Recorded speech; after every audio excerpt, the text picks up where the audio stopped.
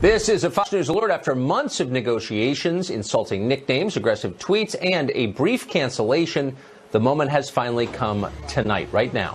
President Trump is about to hold a summit in Singapore with the North Korean leader Kim Jong Un. What can we expect to happen once that starts? Fox Chief National Correspondent Ed Henry is in Singapore right now covering this. He joins us tonight. Hey, Ed. Tucker, good to see you. There's some movement we're seeing right now at the hotel across town from where I am in Singapore at Kim Jong Un's hotel. He's staying at the St. Regis. There's some military folks who are starting to move as if they're getting his motorcade ready. President Trump's motorcade not in formation just yet, but we are less than 1 hour away from these two leaders meeting. The stakes could not be higher. It was mere months ago that, in fact, President Trump was warning of fire and fury that he might unleash to respond to the fact that U.S. intelligence officials had ascertained that North Korea was closing in on miniaturizing nuclear warheads that could be attached to missiles that could reach the continental United States. Nothing bigger than that. Tonight, though, here in Singapore, optimism in the air that a deal might be reached. The president saying he's on a mission of peace, a much different tone than what I was talking about for months ago. Now, the president a short time ago tweeted meetings between staff and representatives going well and quickly, but in the end, that doesn't matter. We will all know soon whether or not a real deal, unlike those of the past, can happen. Now, that tweet was aimed in part that back in the United States, there's been a lot of heavy criticism of this president, suggesting that maybe a deal is falling apart after Kim Jong Un's aides told White House staff that the dictator is planning to leave Singapore just a few hours from now after the summit kicks off. While the president had left open the possibility of staying another day, having a second day to the summit, he's now reacted by saying he plans to head back to the U.S. rather quickly as well, just a few hours from now after the meetings happen and then the president has a news conference. It starts with a 45-minute one-on-one meeting between the president and Chairman Kim, just the two leaders, no staff at all, just interpreters so they can communicate. Then 10 p.m. Eastern time, this meeting expands to include the Secretary of State Mike Pompeo. Remember, he's already met with Kim Jong Un face-to-face twice before. John Kelly, the Chief of Staff, the retired Marine General, and National Security Advisor John Bolton. Then at 11:30 p.m. Eastern time, more White House staff join, more diplomats join, so that both sides can have a working lunch. Kim seemed very loose in the hours leading up to this.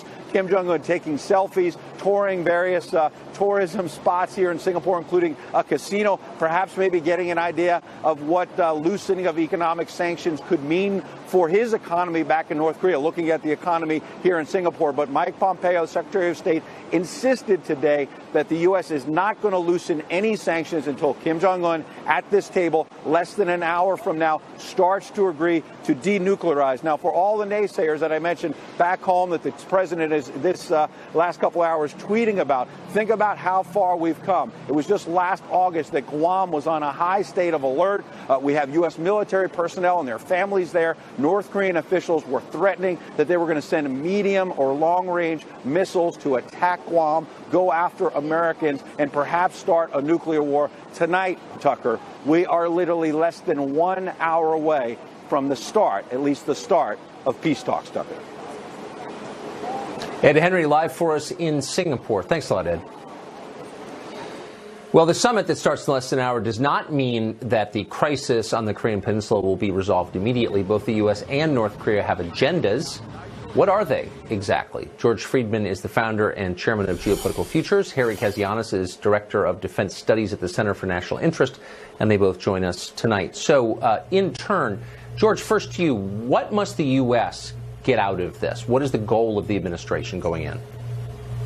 Well, the obvious goal is getting rid of the nuclear weapons and a very robust inspection regime where inspectors, American inspectors, I expect, can go there and see for themselves what's going on. That's a bottom line. I don't think the United States can back off it. Harry, that has got to be very different from what the North Koreans expect to get out of this, I assume. Yeah, no, Tucker. I mean, there's no way that the North Koreans are ever going to agree to what everybody's calling CVID. In other words, the complete, verifiable, irreversible denuclearization of North Korea. It's not going to happen. And history tells us that. I mean, let's face it, North Korea and good news just don't mix. The North Koreans, up until this point, they've made very vague, aspirational pledges to get rid of their nuclear weapons, but they've never been willing to put a date on it. They've never been willing to say that international inspectors would go in. And I think this is a Hail Mary on the part of the Trump administration. I would do the same thing. But what I think Trump needs to do here is to really take a firm line, Tucker. I think he should go into the meeting. I think he should talk to Kim Jong Un, have a little bit of chit chat, and then say, look, do you want to get rid of your nuclear weapons or not? If so, let's put out a joint statement. Let's stay here a little longer. Let's try to work it out. If the answer is no, I think Trump should leave. That doesn't mean they can't keep talking, but I really don't think we should keep giving Kim Jong Un a propaganda victory. So what's, George Friedman, if you're the North Koreans, what is the point of this? He rarely leaves his country. They made a big effort. Clearly they have a goal in mind. What do you think it is? I think the North Koreans would give up their nuclear weapons, but the price would be staggering. They want U.S. forces out of South Korea. That's what they mean when they say we should have a peace treaty. They say they want the U.S. to withdraw its nuclear umbrella over South Korea and Japan. I'm not sure what that means, but what they're really saying is they want the United States to back off the Northwest Pacific. And that's something the United States can't give, partly because the Japanese would go ballistic, not a joke, and also because of South Koreans. So, yeah, I think there are, I don't think that they want to have a nuclear war in any way, but they want to use this as a bargaining tool to reshape the strategic reality in the region, and the U.S. just can't give that. So I just want to interrupt and say that we have confirmed that the president is in the motorcade and headed to the summit. He's tweeting, apparently, from the motorcade, and his recent tweet speaks to a Supreme Court decision on voting rights, which he has lauded. So, Harry, what's likely to come out of this, then? If each side has a completely different agenda, it doesn't seem like there's a ton of overlap between them. What do you think the likely outcome is? I think the likely outcome, Tucker, is I think both sides are going to keep talking. Even if Trump did walk out of the room, that doesn't mean that Mike Pompeo still can't go back to Pyongyang. Doesn't mean officials can still keep trying to figure out a way to really sort this out. But I think we really need to look at the bottom line and how North Korea views nuclear weapons. The North Koreans have nuclear weapons in their constitution. They literally bake cakes of their missiles and have them hit diplomatic parties. It's on their stamps. I mean, we would be asking the North Koreans diplomatically to essentially cut off their right arm. They're not going to do that. But I think we need to really start thinking about, Tucker, is what does it look like the day after? Because if the North Koreans aren't going to give up their nuclear weapons, we need to start thinking strategically of what that means. That doesn't mean war or regime change. I think we all know, anybody rationally who's looked at that knows that that's impossible. But we need to start thinking about, what does maximum pressure 2.0 look like? How can we contain the North Koreans? I think that's really what we need to start talking about if this does not work. I should note, you said no one rational wants war with North Korea. Lindsey Graham, maybe not surprisingly, is pushing that tonight. George, what's the Chinese role in this? I mean, presumably the North Koreans wouldn't have done this without permission of, agreement of the Chinese government. Why are they behind this? The Chinese have been using the North Koreans for a very long time in their own diplomatic forays. Whenever the United States has placed extensive pressure on trade issues or other issues, and North Koreans have done something unseemly, to put it least, the U.S. has reached out to China to do something about North Korea. And that's how this crisis started.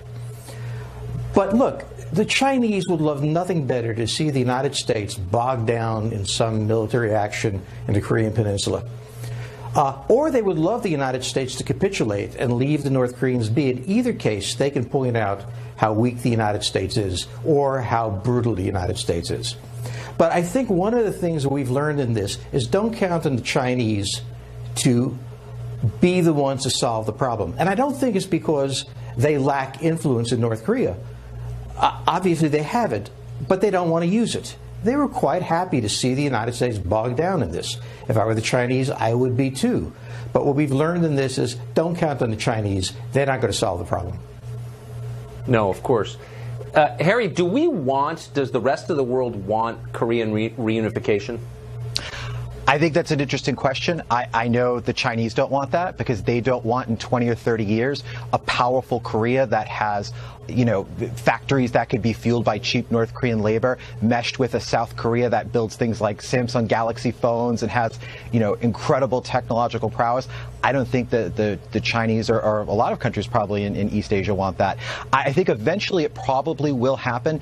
How that happens, I think, is one of the most interesting questions in foreign policy today. I mean, look, if North Korea collapses, we're talking of a situation where, we might have, Tucker, 60 nuclear weapons that are loose. We could have 5,000 tons of chemical weapons that we don't know where they are. So, a staged sort of unification would be a great thing, but even that would be incredibly challenging. I've read different reports where it could cost as much as $10 trillion to integrate South Korea and North Korea and take, 20 or 30 years. So I think it's possible, but it makes this challenge look easy compared to, reunification would just be very, very difficult.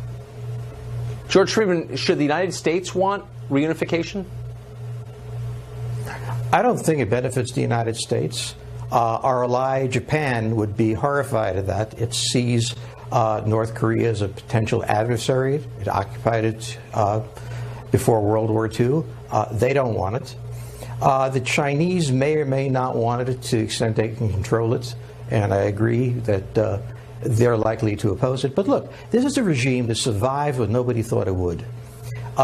When the Soviet Union fell, followed by years of starvation, dysfunction, everybody was waiting for the Chinese, for the North Koreans to go down.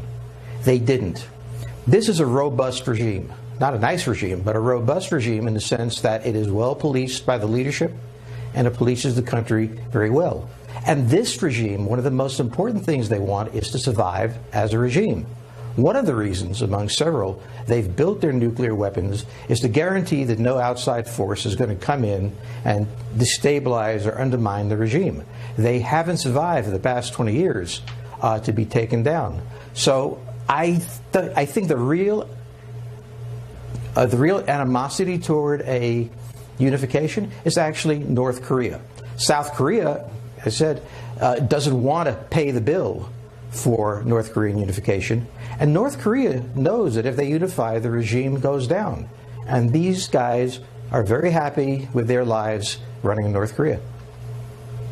They have a strong self-preservation instinct. We should note that this is the president's motorcade, our president's motorcade. President Trump is apparently early to the summit. Kim has not left his hotel yet. Gentlemen, if you'll stick around throughout the evening, I appreciate it. We're going to go down to Mark Stein, who's been watching this unfold. Mark, you there?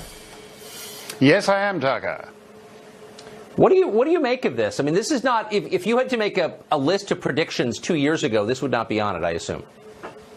No, but President Trump does things differently. This is a kind of upside-down summit, in a way. It's going to start with him and Kim just in the room together with no one but translators.